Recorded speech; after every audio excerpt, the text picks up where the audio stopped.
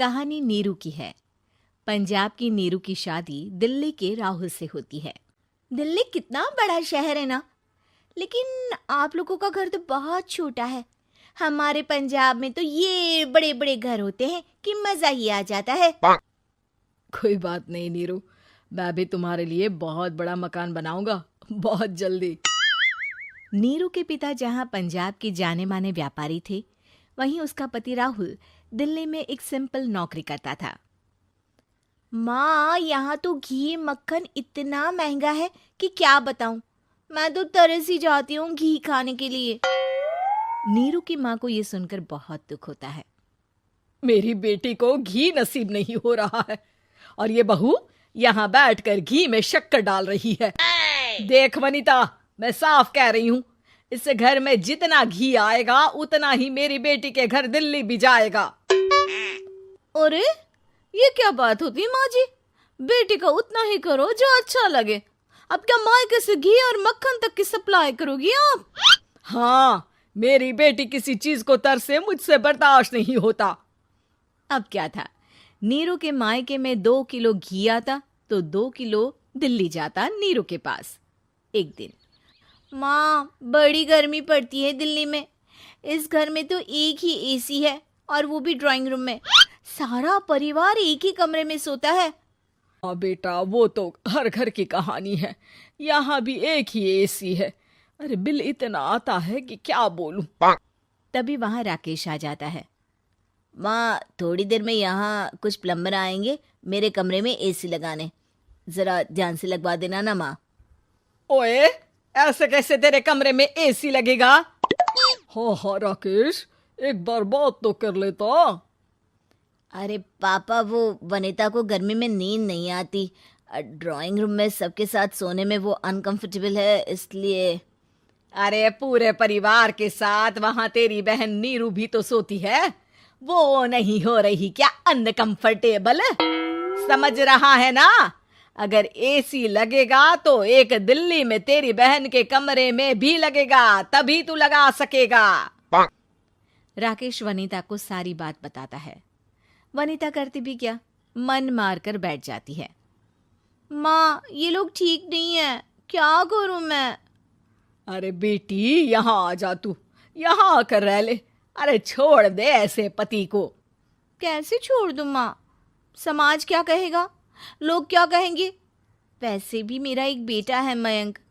अरे हटा बेटा, तेरी उम्र ही क्या है, इतनी परेशान रहेगी तो काम कैसे चलेगा। खैर, बात आई गई हो जाती है।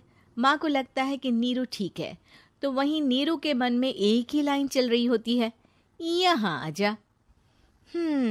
माँ ने तो बोल ही दिया है कि यहाँ आजा।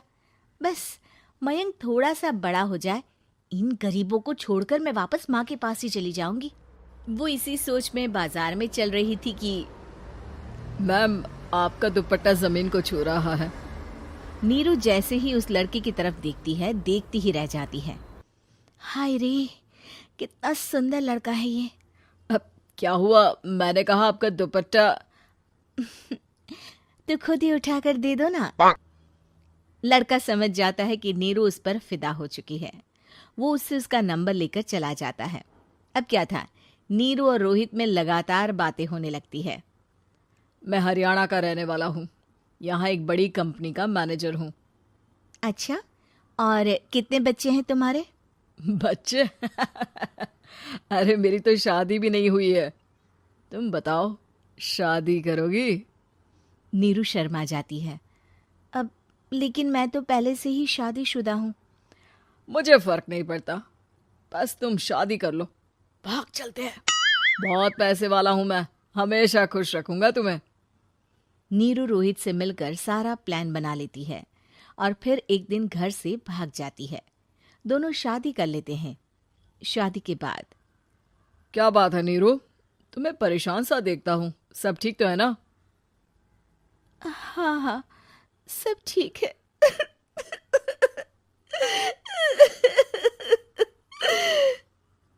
ये कहते कहते ही वो रोने लगती है। अरे क्या हो गया, रो क्यों रही हो? मैंने तुमसे एक बात छुपाई है। और वही बात अब मुझे परेशान कर रही है। रोहित, मेरा एक बेटा भी है, उसका नाम मयंक है। क्या बात कर रही हो? ये तुमने मुझे पहले क्यों नहीं बताया? देखो नीरू, मेरी माँ को मैंने ये नहीं बताया है कि तुम शादीशुदा हो। बच्चा मैं मैनेज नहीं कर पाऊंगा। नीरू को समझ में नहीं आता कि वो क्या करे। तुम उस बच्चे को अपनी माँ को क्यों नहीं दे देती? नीरू चुपके से माँ को फोन करती है। माँ, क्या मयंक को तुम रख सकती हो? बेटा, मैं राकेश के साथ बात करती हूँ।